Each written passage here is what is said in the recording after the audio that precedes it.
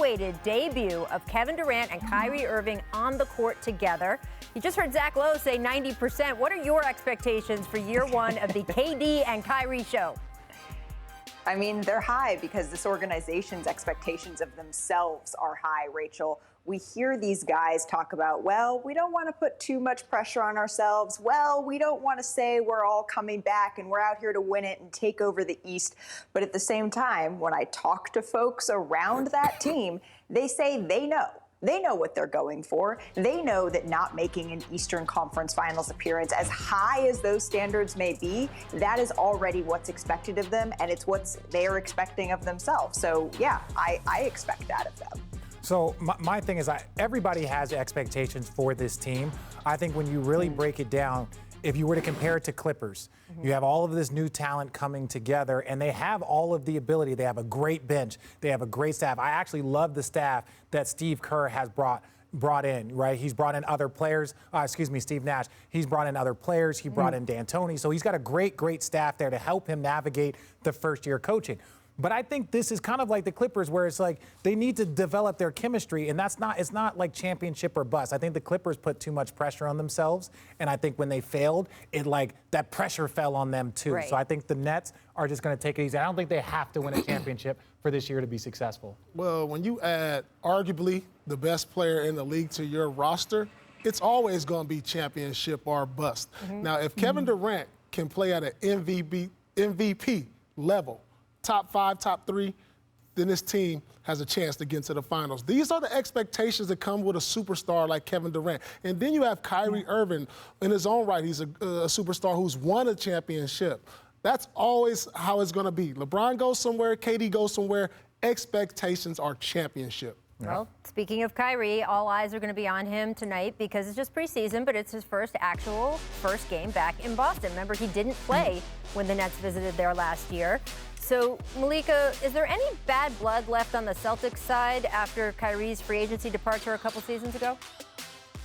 Well, when you ask them, they're going to say no, and they've done pretty well in their own right as Kyrie has departed, right? It's not like they've fallen off a cliff. So I think the Celtics are happy with where they're at. Brad Stevens has said repeatedly that he's happy with the way, things ended with Kyrie, with him moving on. I think it's Celtics fans, right, that are still kind of hanging on to that a little bit, and potentially rightfully so, right? Kyrie Irving sat in front of them and said that he intended to re-sign, and then that didn't happen. That's the business of basketball. But I was at that game in Boston last year, Rach, when Kyrie Irving did not play. And when I walked around the outside of TD Garden, there were literally posters of his face with the word coward printed over it. So I don't think this game tonight, even though it is just the preseason, is going to carry the same weight that it would have had there been fans in the building.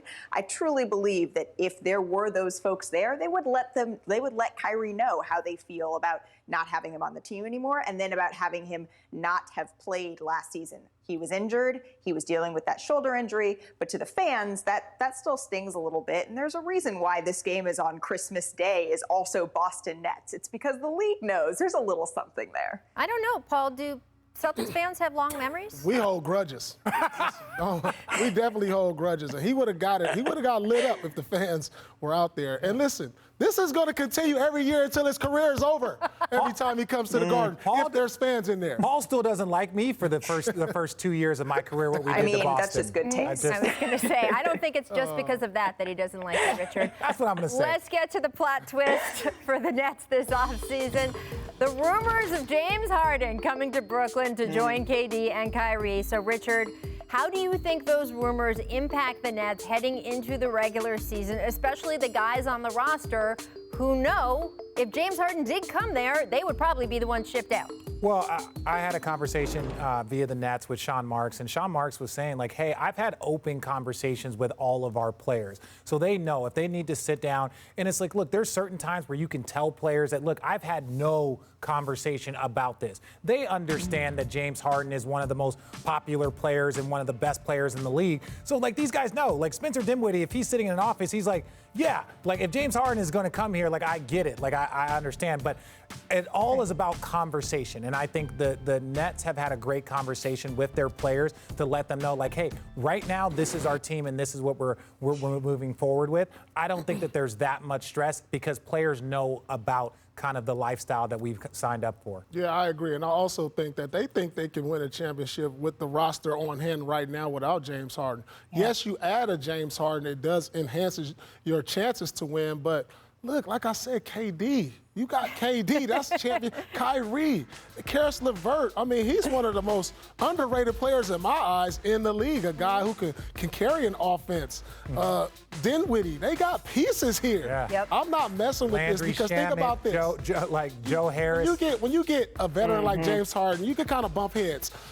KD and Kyrie, these guys are going to fall in line. They're going to play the role they ask you to play, and they're going to play it to the best of their ability because they respect these guys. And that's what you need in trying to build a championship team.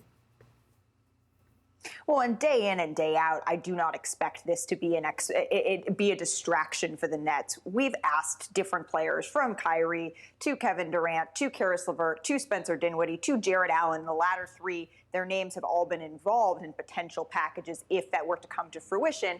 And all of them have said, look, James Harden is not in our practice today. He is not distracting us. In fact, maybe look at the Rockets and see what's happening over there. That may be more of a distraction for his teammates right now. And like Richard said, I hate to echo Richard, but Sean Marks does have Malika. that open door policy. I know, it's really hard for me, but Sean Marks does have that open door policy, and he says that that's how he's working through this with his players.